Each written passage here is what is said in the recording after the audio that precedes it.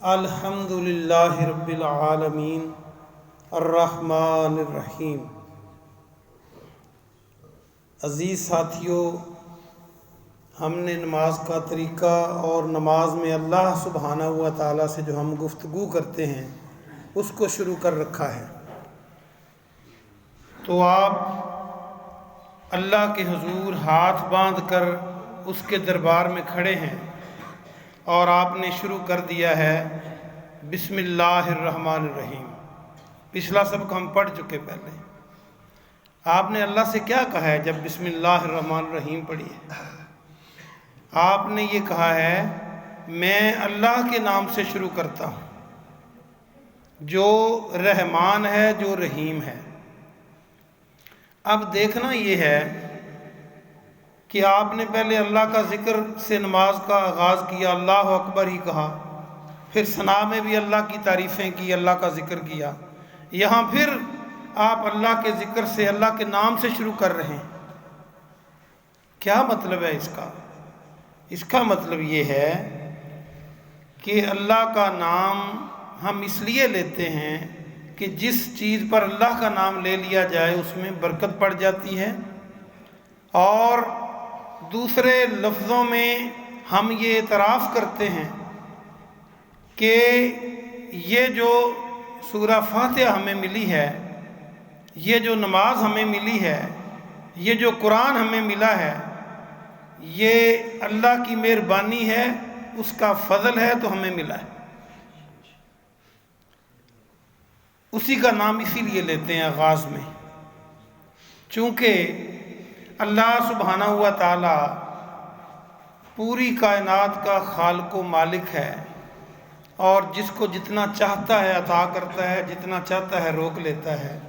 کتنے ایسے لوگ ہوں گے جو اس وقت نماز میں نہیں ہوتے، کسی اور کاموں میں مشغول ہوتے ہیں، تو ہم اللہ کا نام لے کر اس کا آغاز کر رہے ہیں۔ اور بسم اللہ میں ایک بات اور عرض کرنا چاہتا ہوں کہ بسم کا معنی نام ہوتا ہے، نام کے ساتھ، با کا معنی ساتھ، اسم کے معنی نام، اور اللہ سبحانہ و تعالیٰ کا ذاتی نام ہے، باقی صفاتی نام ہے۔ اللہ نے اپنا ذاتی نام استعمال فرمایا ہے۔ بسم اللہ کے بارے میں چند باتیں بہت ضروری ہیں۔ یہ اتنا بڑا نام ہے، آپ یہ نام لے کر لباس پہننے سے پہلے ننگے ہو جاتے ہیں، یقینی بات ہے ننگا ہو کر ہی لباس پہننا جاتا ہے، یا واش روم میں جانے سے پہلے بسم اللہ پڑھتے ہیں تو شیاطین آپ کو دیکھ نہیں سکتے، آپ کی شرمگاہ کو۔ کتنا بڑا نام ہے یہ، اتنا بڑا نام ہے کہ جہاں آپ یہ نام لے لیتے ہیں وہاں برکت بڑھ جاتی ہے۔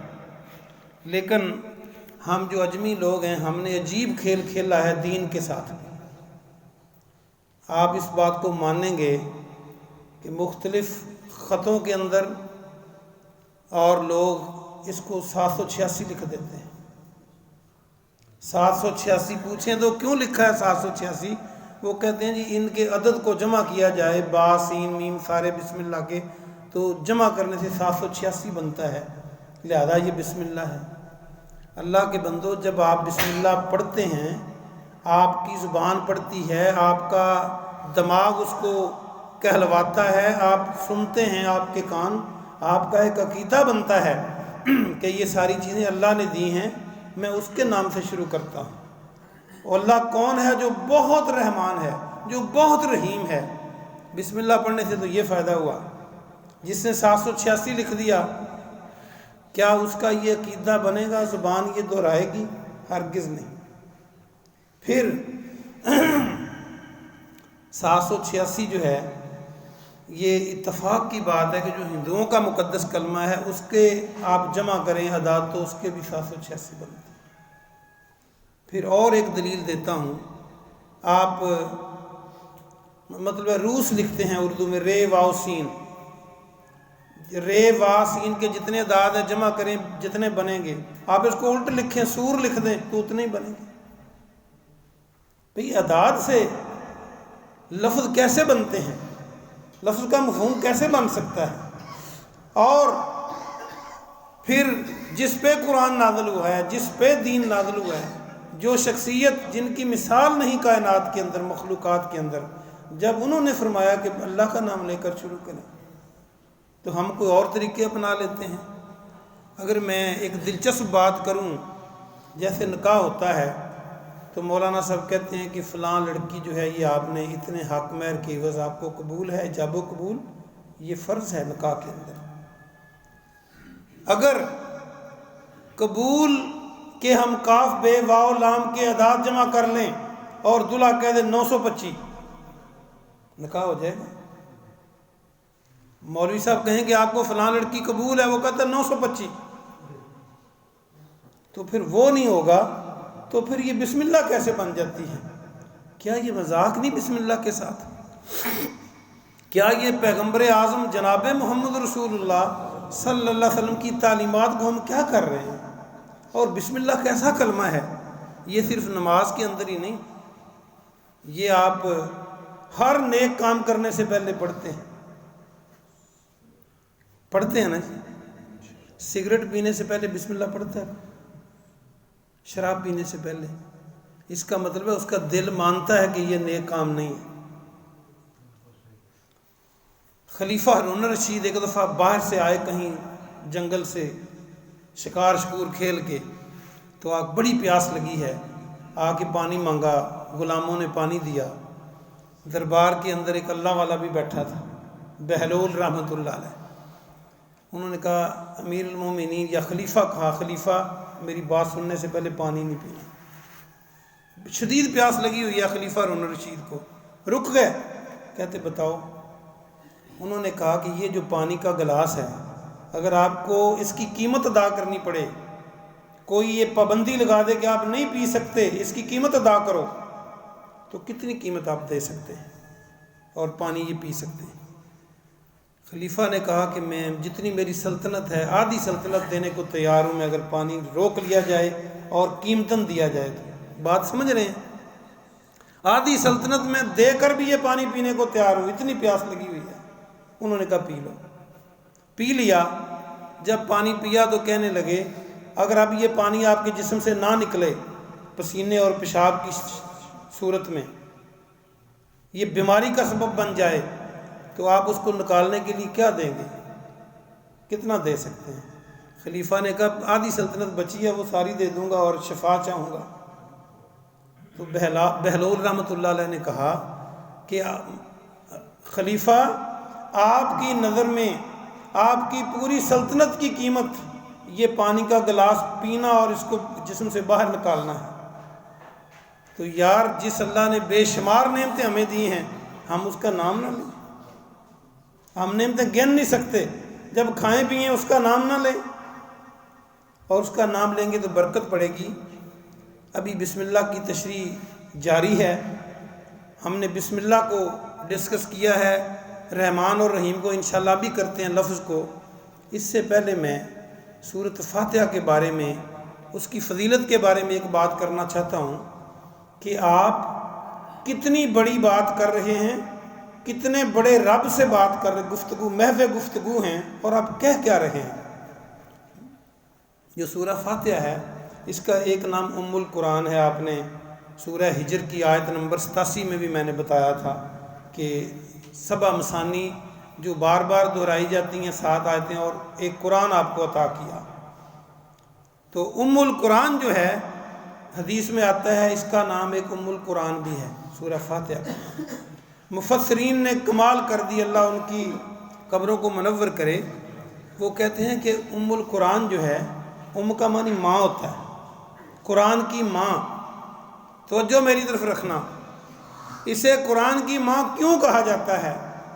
جب قرآن شروع ہوتا ہے تو سورہ فاتحہ سے شروع ہوتا ہے۔ سبحان اللہ کہتے ہیں، کوئی جرمانہ نہیں ہوگا، ثواب ملے گا۔ جب قرآن کوئی پڑھتا ہے تو بسم اللہ سے شروع کرتا ہے، فاتح پڑھے گا تو بسم اللہ پڑھے گا۔ جب قرآن لکھا جاتا ہے تو لکھنے والے پہلے بسم اللہ لکھتے ہیں۔ ماں سے بھی بچوں کا آغاز ہوتا ہے، خاندان کا آغاز ہوتا ہے، اور سورہ فاتحہ سے بھی قرآن کا آغاز ہو رہا ہے، یہ قرآن کی ماں ہے۔ دوسرا معنی یہ مفسرین نے کیا ہے، وہ بھی بڑا دلچسپ ہے۔ وہ کہتے ہیں کہ قرآن کے جتنے اہم مضامین ہیں، سارے کے سارے سورۃ فاتحہ کے اندر ہیں۔ اللہ کا ذاتی نام ہے وہ آ گیا، رحمان رحیم آ گیا، عقیدہ آخرت آ گیا، قیامت کے دن کا مالک، تجھی سے مدد مانگتے ہیں، تیری عبادت کرتے ہیں، یہ عبادت آ گئی، شرک سے بچنا آ گیا، کیا رہ گیا پیچھے؟ یعنی قرآن کے اہم مضامین سورہ فاتحہ میں ہیں جو آپ پڑھنے جا رہے ہیں، تو آپ نماز میں اس کو چھوڑ بیٹھے تو آپ نے کتنا نقصان کر لیا۔ اور اب ہم بات کریں گے بس لفظ رحمان اور رحیم کی، کیونکہ ہم نے پہلی آیت کی تفسیر شروع کی ہے، بسم اللہ الرحمن الرحیم۔ جو رحمان ہے الرحمان، اس کے بارے میں بھائیو یہ اللہ کا صفاتی نام ہے، اور یہ اللہ نے اپنی ذات کے علاوہ استعمال نہیں کیا کہیں۔ کئی اللہ کے صفاتی نام اللہ نے انسانوں کے لیے بھی استعمال کیے ہیں، وہ جائز ہیں۔ میں نے کل جیسے عرض کیا تھا کہ پیارے نبی جناب محمد صلی اللہ علیہ وآلہ وسلم جو فرما دیں وہ سمجھ میں آئے یا نہ آئے، بس وہی حق ہے۔ جیسے کل میں نے بتایا تھا، جو حدیث آپ کو بیان کی تھی، کہ اللہ نے ابو ہریرہ رضی اللہ عنہ نے یہ روایت کی کہ پیارے نبی فرماتے ہیں کہ اللہ نے نماز کو اپنے اور بندے کے درمیان آدھا آدھا تقسیم کر لیا ہے۔ نماز کو الصلاۃ کے لفظ ہیں حدیث کے اندر، لیکن پیارے نبی نے بتائی سورہ فاتحہ ہی ہے، بس آگے نہیں بتایا کہ سبحان ربی العظیم کہیں گے تو اللہ کیا کہتا ہے۔ تو گویا آپ نے سورہ فاتحہ کو ہی نماز قرار دیا ہے، یا جتنا آپ نے کہہ دیا جو میں ابھی بیان کر رہا ہوں اتنا بس اس کو عمل کر لیں، جو آپ کی شریعت میں نہیں ہے اس پہ چپ کر جائیں۔ تو ہم بات کر رہے تھے رحمان، یہ نام اللہ نے اپنے لیے استعمال کیا ہے، کسی اور کے لیے استعمال نہیں کیا، صفاتی نام بھی۔ اور آگے رحیم جو ہے یہ اپنے لیے بھی کیا ہے، اوروں کے لیے بھی کیا ہے۔ مفسرین کہتے ہیں جو الرحمن ہے یہ مبالغے کا صیغہ ہے، عربی میں مبالغہ کہتے ہیں، میں آسان زبان میں کہتا ہوں کہ بڑھا چڑھا کر بات کو بیان کرنا، بات کو خوب زور دے کر بیان کرنے کو یہ کہتے ہیں۔ تو رحمان جو ہے یہ ہے بہت ہی رحمت والا، بہت زیادہ رحمت والا، جس کی رحمت کی کوئی حد نہ ہو۔ اور اللہ پاک اس دنیا کے اندر اس زندگی میں اپنوں پر بھی رحمت کرتا ہے، غیروں پر بھی رحمت کرتا ہے، آپ کو بھی دیتا ہے، کافروں کو بھی دیتا ہے۔ جو اپنے آپ کو کافر کہتے ہیں ان کو بھی دیتا ہے، بلکہ ان کو زیادہ عطا کر دیتا ہے، کیونکہ انہیں یہی ملنا ہے، انہیں آگے نہیں ملنا۔ یہ رحمان کی صفت ہے کہ اپنوں اور مخالفوں سب کو دے۔ اور جو رحیم ہے، رحیم کے معنی یہ ہے کہ آخرت میں اللہ صرف مومنوں پر رحم کرے گا۔ رحمان اور رحیم ہونے کے باوجود جو کفر اور شرک پر مر گئے، جو پیارے نبی جناب محمد صلی اللہ علیہ وآلہ وسلم کی شریعت کے مخالف عمل کرتے ہوئے مر گئے، آپ کی سنت کو چھوڑ کر بدعات کے پیچھے زندگی گزار دی، توحید کو چھوڑ کر شرک کے پیچھے لگ گئے، اسلام کو چھوڑ کر اوروں کے مذہب کو اپنا لیا، تو پھر ان پہ رحیم رحم نہیں کرے گا، وہ صرف مومنوں کے لیے۔ تو اس لیے آج ہمارے پاس وقت ہے کہ ہم اپنے آپ کو درست کریں۔ سب سے پہلے ہمارا اپنا فائدہ ہے، اس کے بعد کسی اور کا ہے۔ تو ترجمہ یہ ہوا، جب آپ نے سورہ فاتحہ پڑھی تو آپ نے کہا اللہ آپ کے نام سے میں ابتدا کرتا ہوں، اور وہ نہایت رحم اور رحیم، رحمت کرنے والا اور کرم کرنے والا ہے۔ یہاں دو باتیں بہت اہم رہ گئی ہیں۔ ایک جو الرحمن میں را اور ہا اور میم ہے، رحم لفظ پہ غور کریں، اور آگے رحیم میں بھی را ہا میم ہے، یہ ایک ہی مادہ ہے۔ جیسے انگریزی میں ہوتا ہے نا، اسے اردو میں مصدر کہتے ہیں، اور انگریزی میں جیرنڈ وغیرہ کہتے ہیں، جس سے آگے فارمیں بنتی ہیں، تو اس سے آگے لفظ بنتے ہیں۔ یہ وہ لفظ ہے جو اللہ پاک نے صلہ رحمی کے لیے بھی استعمال کیا۔ بڑی اہم بات کرنے والا ہوں، بیٹا توجہ میری طرف کرو۔ جب اللہ نے رحم کو پیدا کیا، حدیث میں آتا ہے رحم اللہ کی عرش کے ساتھ چمٹ گیا۔ اللہ نے پوچھا کیا چاہتے ہو؟ رحم نے عرض کیا باری تعالی جو مجھ کو جوڑے تو اس کو جوڑ دے، جو مجھ کو توڑے تو اس کو توڑ دے۔ اللہ نے وعدہ فرما لیا۔ ہم صلہ رحمی کتنی کرتے ہیں؟ رشتہ داروں کے ساتھ، قریبی عزیزوں کے ساتھ، ہمسایوں کے ساتھ، مسلمانوں کے ساتھ۔ صلہ رحمی یہ ہے کہ کوئی آپ سے برا سلوک بھی کرے تو آپ اچھا سلوک کریں۔ اگر آپ اچھے سلوک کے مقابلے میں اچھا سلوک کر رہے ہیں، یہ تو عدلے کا بدلہ ہے۔ صلہ رحمی ہے کہ آپ اپنے قریبی، جو بھی آپ کے قریبی ہیں، ان پر رحم کھائیں۔ ہمیں آج یہ سبق سیکھنا ہے، اور دیکھیں یہ کتنی بڑی بات ہے۔ جو صلہ رحمی اللہ کے بندوں پر نہیں کرتا، پھر اللہ اس پر نہیں کرے گا، اس حدیث کے مطابق۔